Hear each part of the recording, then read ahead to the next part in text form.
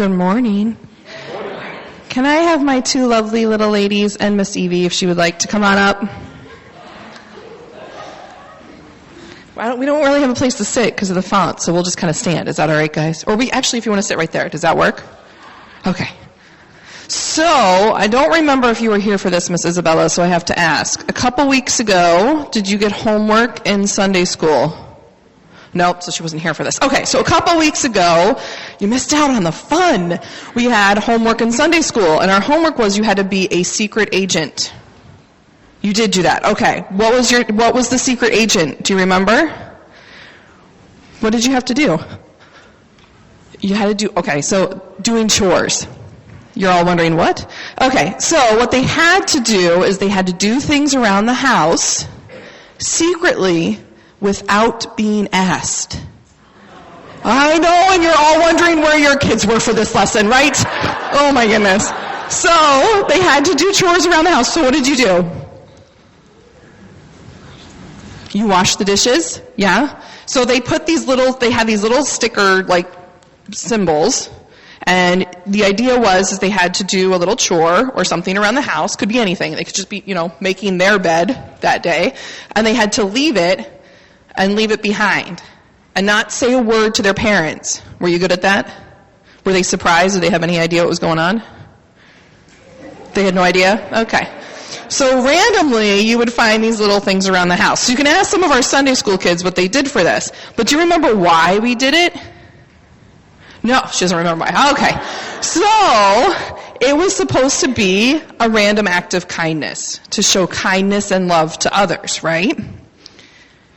What are some random acts of kindness that you've done? That you've just done randomly? Can be in school, can be out when you're out shopping, can be anything. Do you think anything? Have you ever had a random act of kindness happen to you?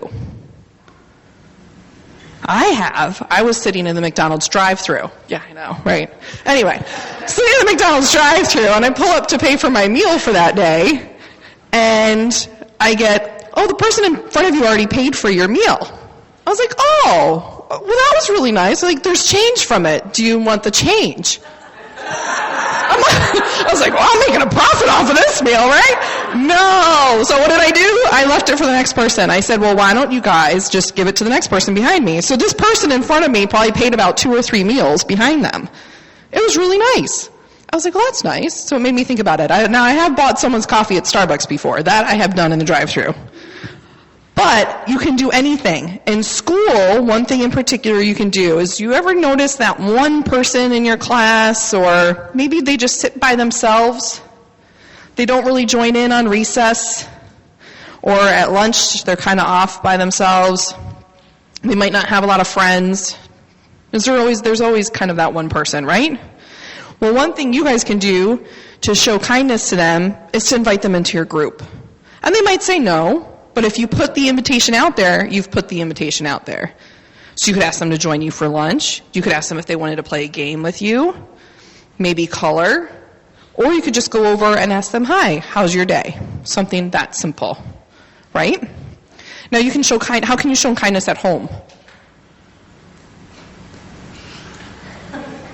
Wow, they're really quiet. Sorry, guys.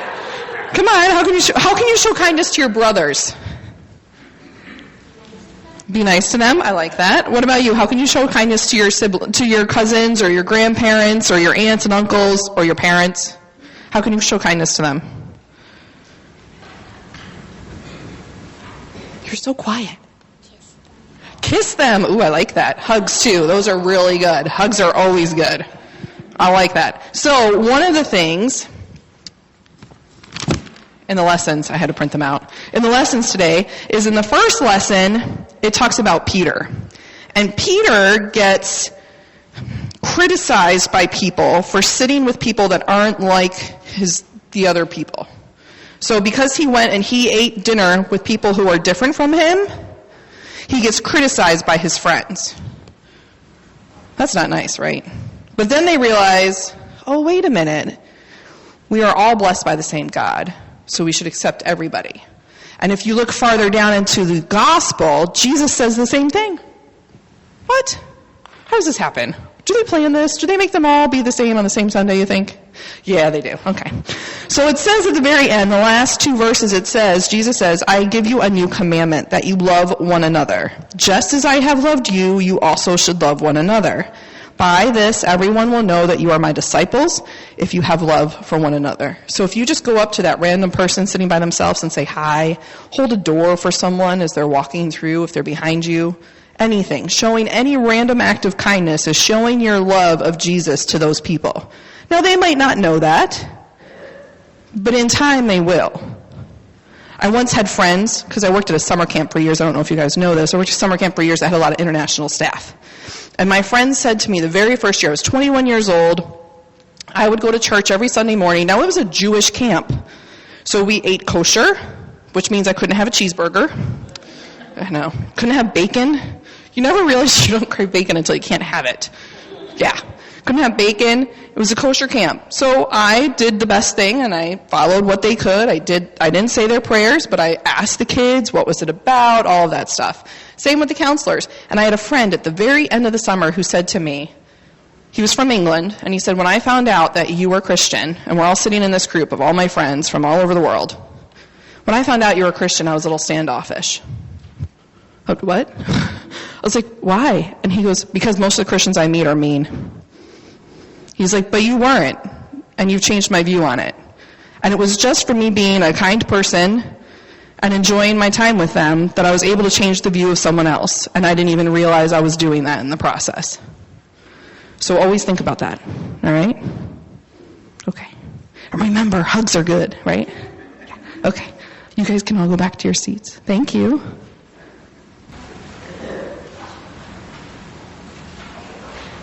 The Holy Gospel according to St. John, the 13th chapter. Glory to you, O Lord. When he had gone out, Jesus said, now the Son of Man has been glorified, and God has been glorified in him. If God has been glorified in him, God will also glorify him in himself, and will glorify him at once. Little children, I am with you only a little longer. You will look for me.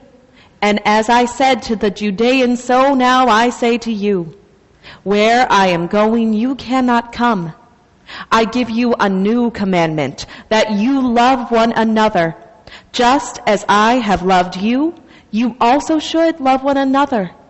By this everyone will know that you are my disciples, if you have love for one another.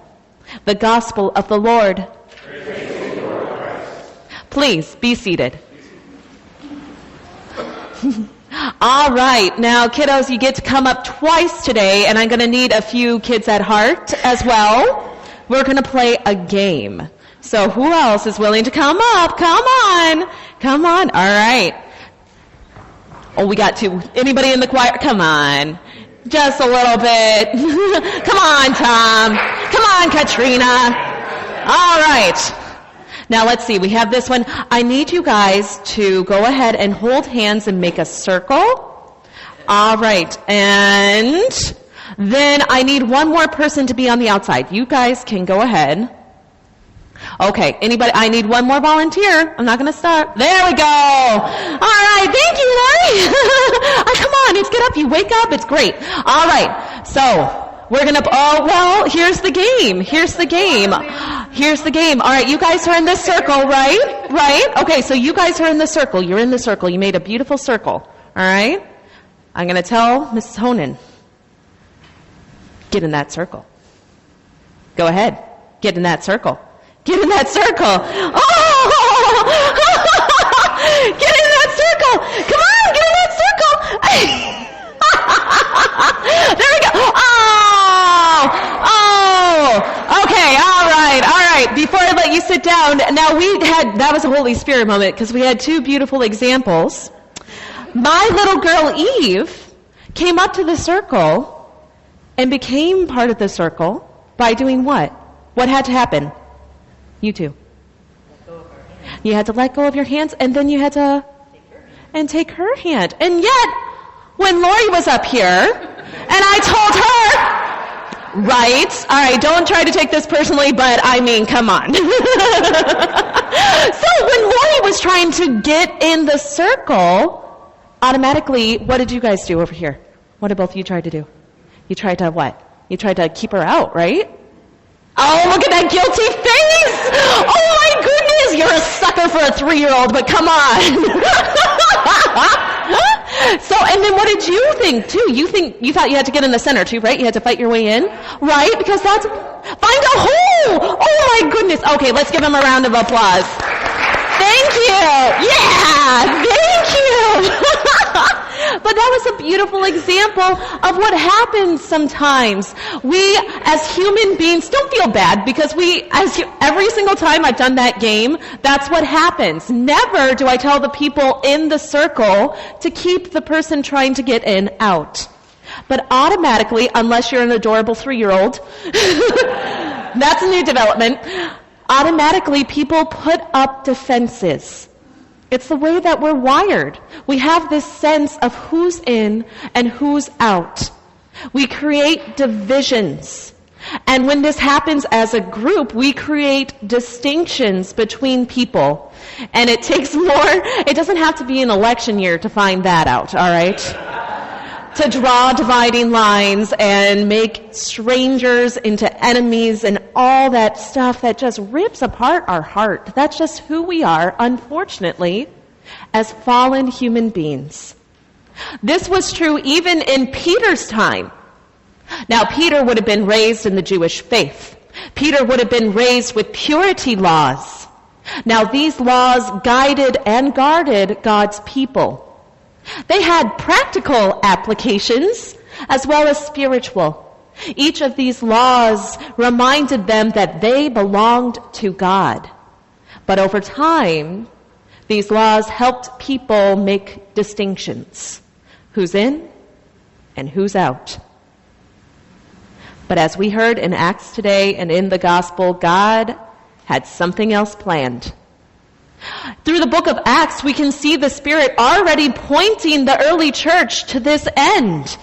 The Spirit's already out there, at work, doing new things, bringing people together in ways that they had never seen before. So at this point in Acts, in the 11th chapter, something amazing has already taken place, but it's also shocking. Peter went into the house of a Gentile. It's true, right? What in the world? And he would not, it was more than just sharing a meal. By doing so, in the eyes of their religious understanding, he would have been made unclean. Who's in and who's out. But then something happens. Peter doesn't get lightning struck from the sky. He doesn't get swallowed up by a hole. He gets a vision and a message. And this vision and message comes down from heaven to say, don't call unclean what I've made clean. This is what I'm up to. God is the one who makes things clean. God is the one who will include whom God will include. Peter's invited to participate. It's this beautiful vision of inclusion that helped guide the early church. And yet, part of me wonders, come on, Peter, really? You didn't see that coming? Seriously! And we hear that in the gospel text today because Peter was there that night when their master and their Messiah got on the ground and washed their feet. It was that night that he was betrayed to the authorities. That night that he was telling his closest students, friends, and followers, this is what I'm going to do for you. It was that night that Jesus gave them a new commandment, to love one another. 3 times we heard it in the gospel, love one another, love one another, love one another. And it wasn't just some nice suggestion, just a little piece of advice. It was a commandment. And like the commandments that came before, this tied to these people's identity and purpose.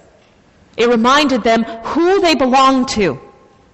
They should love one another because that's who they are now as Jesus' disciples. And over the next few days, Jesus would show them just what kind of love that was. It's a love that went to a criminal's cross. It's a love that broke open the grave. It's a love that brought life back from the grave so that all may have it, answering hate with love, judgment with mercy, life with death. It's a love that picked up all of God's people, no matter who they are or where they came from. It's that kind of love that they were called to share.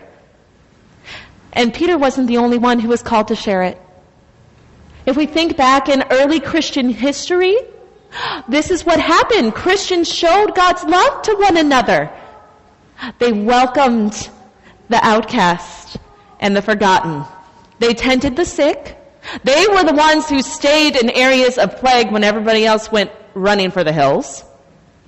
They were the ones who worked to bring an end to poverty, sharing all things in common. They were the ones who tried in every encounter, in every situation, to leave whoever they met with the same love that they had known. What happened? Yes, the church is still doing good things. But like Megan mentioned earlier, when you hear the word Christian, it's not always associated with loving kindness. The church is made of people who are hurt and broken, people who fail again and again at this commandment. We confess it. We have failed to love God as God has loved us. We fail to love each other. We fail even to love ourselves. Instead, we beat others up. We beat ourselves up, not seeking the grace and mercy we know that we have. But the church is not just people. The church is the Holy Spirit working in and through people. There's a show out there called You, Me, and the Apocalypse. Has anyone seen it? No, it's okay if you haven't. It draws a very niche crowd, I think is the way to... Maybe somebody who's read the book of Revelations and wants to know how public TV is going to portray it. And surprisingly enough, I don't spend a lot of the time yelling at the TV. It's all right. It's a comedy. It's a dark comedy. But there was this beautiful scene in there. And it was between a priest and a man on the edge, quite literally. Father Jude went to this man, Giovanni, who was standing on the top of a very tall clock tower. He was ready to end his life and jump. But he said he wanted to talk to a priest. So the priest met him out on the ledge and began talking to him. And Giovanni was talking about how the church had hurt him and how he wanted everyone to know.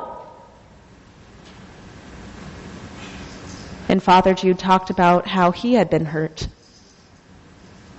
How he was in a similar situation, not too different from Giovanni's. And Giovanni asked, well, what saved you? And Father Jude said, God. God spoke to me and told me I mattered.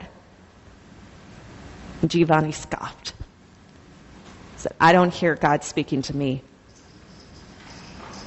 And that's when Father Jude said, but I am. You matter. You're loved more than you can know. Yes, the church is made of people. And it's through these people that God is choosing to share the love that brings life out of death itself. Whatever is keeping our defenses up, God is breaking down. Whatever makes us and leads us to draw divisions, God is healing. Whatever stunts us from reaching out to find people who are on the edge, God is growing in Jesus Christ. No matter where we are, No matter what we've been, this love finds us so that it may find all others. Amen.